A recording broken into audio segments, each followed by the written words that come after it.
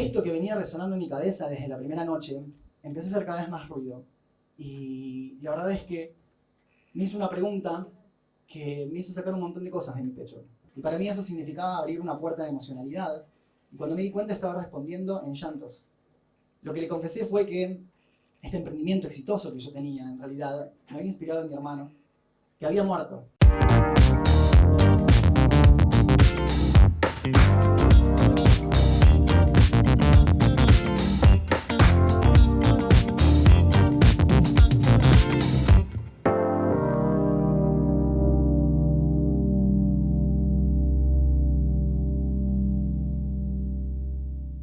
Bueno, perdí $100.000 por hacer las cosas bien.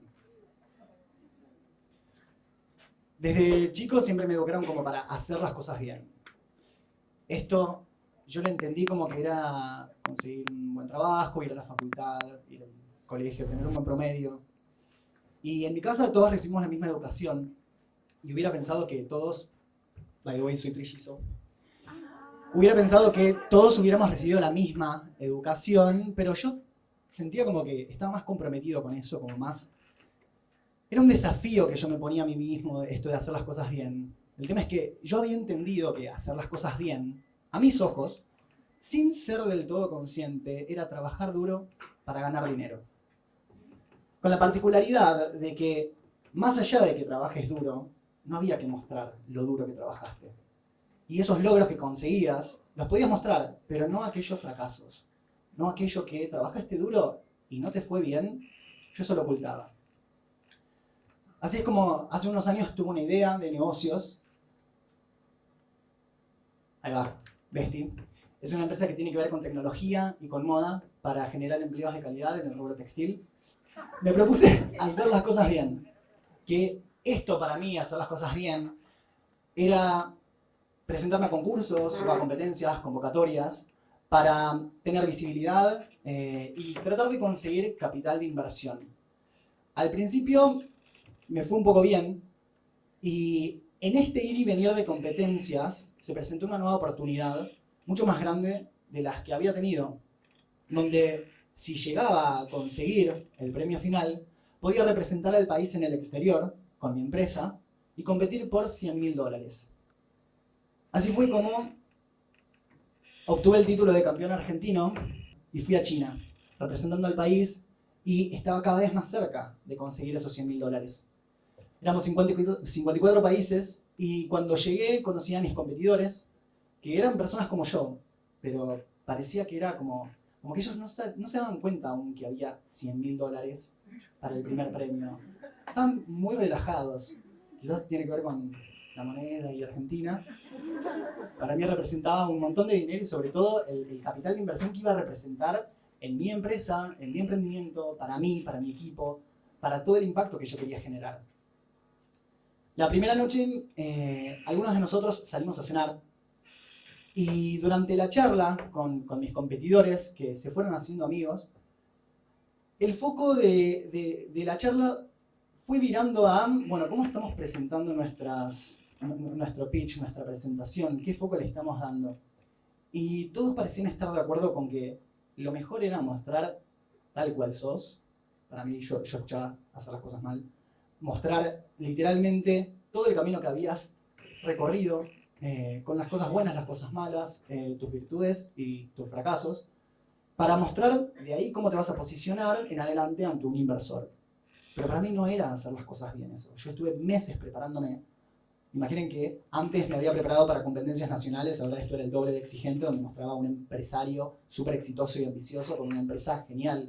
Entonces, la exigencia que tenía en ese momento era mucho más grande. Y la presentación que había armado no dejaba ningún margen de error. Entonces, otra vez me propuse, no, yo voy a hacer las cosas bien. Así fue como al día siguiente, después de esta noche que me resonaban algunas cosas en la cabeza, se realizó una actividad en la cual nos dividimos en grupos de 6 y con un coordinador. La actividad tenía que ver con mostrar este lado vulnerable para empatizar y generar vínculos con la comunidad emprendedora, en principio los competidores, posteriormente en el hotel. Habían 3.000 multimillonarios, básicamente, con quien podías hablar y ellos podrían directamente decirte, invierte en tu proyecto. Así que tenía que ver con eso. Y me permití en ese momento, en ese ambiente cerrado, darle una oportunidad a ver cómo era esto de hablar realmente y contar mi historia. Y para el final de la charla empezaron a aparecer algunas emociones y cayó una primera lágrima en ese momento. Y empecé a cuestionarme realmente si estoy o no haciendo las cosas bien. ¿Qué era eso de hacer las cosas bien? Y lo comparaba con lo que venía haciendo. Cuando salí de esa actividad, durante mi estadía en Macao, en China, me siguió una cámara que estaba haciendo un documental acerca de esta experiencia, que va a salir publicado este año.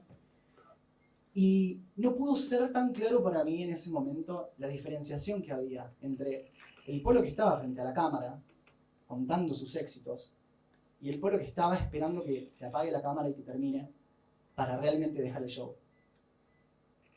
Esa noche el coordinador me ofreció uno a uno practicar más en mi presentación. Este era el coordinador que había estado en la actividad que les había comentado. Y durante ese momento, esto que venía resonando en mi cabeza desde la primera noche, empezó a hacer cada vez más ruido. Y la verdad es que me hizo una pregunta que me hizo sacar un montón de cosas de mi pecho. En ese momento me dije a mí mismo, ok, en este ambiente, en esta sala, uno a uno, no voy a dejar no hacer las cosas bien. Y para mí eso significaba abrir una puerta de emocionalidad. Y cuando me di cuenta estaba respondiendo en llantos. Lo que le confesé fue que este emprendimiento exitoso que yo tenía, en realidad, me había inspirado en mi hermano, que había muerto. Y me dolía muchísimo hablar de él. Y que el año siguiente había muerto mi padre. Y que eso fue lo que me hizo entrar en una depresión. Y fue mi psicóloga la que le dijo, che, ¿por qué no buscas un proyecto, algo personal, como para levantarte de la cama todos los días, paso a paso? Como... Así es como nació mi empresa. No era este objetivo humanitario que yo decía desde el comienzo de mi presentación, el objetivo realmente que tenía de cambiar el mundo. Era un paso a paso que sin darme cuenta se transformó en yo haciendo cosas, contactando ONGs, hablando con más personas, formando un equipo. Esa noche no pude dormir.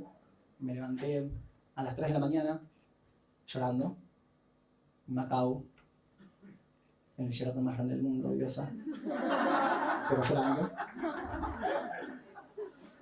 Decidí planchar mi camisa, me puse mi traje y decidí darle un nuevo enfoque a mi presentación. Sabía que era muy jugado porque faltaban 6 horas y tenía que entrar a la sala con los jueces. Pero lo que decidí, la decisión que tomé en ese momento fue realmente contar mi historia tal cual es. Mostrarme quién soy yo. Hacer escuchar, primero para mí y después para otros, cuál es mi verdadera voz. Así fue como entré a la sala donde estaban los jueces.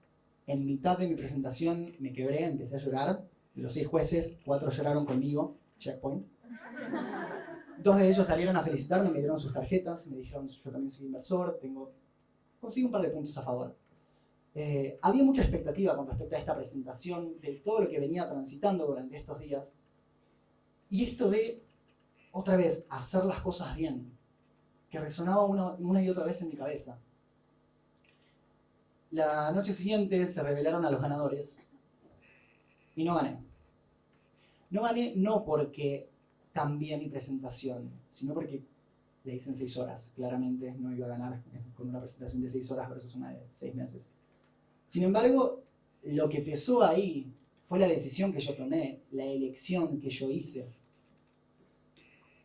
Más adelante, después, cuando regresé a Argentina, seguí preguntándome, ¿qué es esto de hacer las cosas bien? Y sobre todo, ¿quién lo define? Mi mayor... ahí está. Mi mayor fuck up no fue no ganar esos $100.000. Mi mayor fuck up fue, durante tanto tiempo, no mostrar realmente quién soy, no contar mi verdadera historia, y que ello significara todo el impacto que tuvo durante todo lo que estuve haciendo. Hoy las cosas son un poco diferentes y trato más que nada de no enfocarme en hacer las cosas bien o mal, simplemente hacer. Y en el transcurso me relajo más y lo que gano tiene un valor más grande cada día, que es mucho más que $100.000. Muchas gracias. Have you ever failed in a project, career, or business? Whether you have or not, you can become a Fuck Up Nights organizer in your city, company, or university. Learn how at fuckupnights.com. Join the movement. Fuck up the system.